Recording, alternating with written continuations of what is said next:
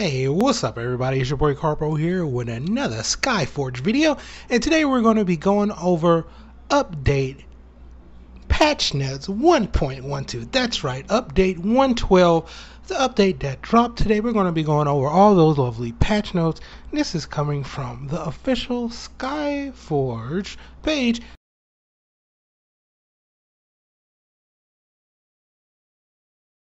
Now let's get on with this lovely news. Now, if you are playing Skyforge, decided to play today, you will be prompted with a download. Now that download is going to be a couple gigabytes, and it is patch update 1.12. Now let's see what's in patch update 1.12. Now, version 1.12, getting the classes.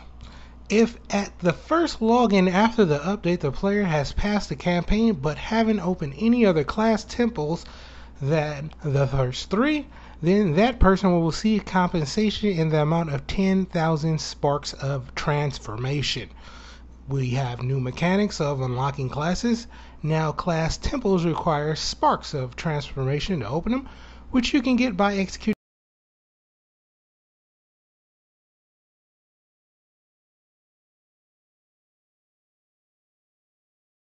replaced with credits. Now changes to Prestige. Prestige is now measured in a more convenient way, showing you directly which level you are. The old Prestige is renamed to Prestige Value. You can see this value next to this Prestige meter. Now, next to the changes on the campaign, the Tower of Knowledge progression may be limited by campaign progression for new players. Mobs at the start of the game have become more powerful. Directives becoming available after receiving God form for new players. This will not affect the players who already got directives but still have no God form. Now changes for the invasion. Training avatar. The rewards for completing the training avatar instance has been reduced and added to the completion of the directive instead. Now, you will get more rewards from the directive and less rewards from completing the instance. Now changes to classes. Paladin. The effect of the Celestial Seal passive ability has changed to increase the damage of the next Seal of Light by 350% instead of 250%. And next, the probability of getting the Righteous Verdict proc from Punishing Bolt was reduced from 25%. Was increased, from 25% to 35%. And then the next change is Justice Bladed. It went from 30 to 40% from the Divine Scourge, and that also went up 40 to 45%.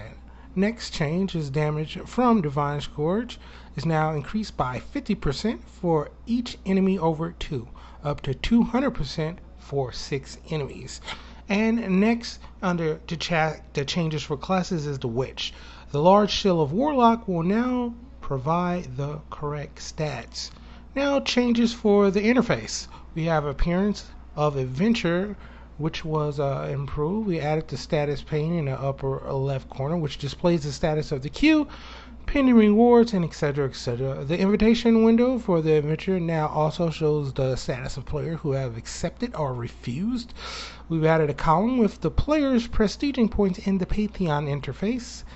Next, in the chat and guild interface context menu, the character information was added. In the quest book, the rewards are now displayed. Next, you can now select stats and see the description in the character information screen.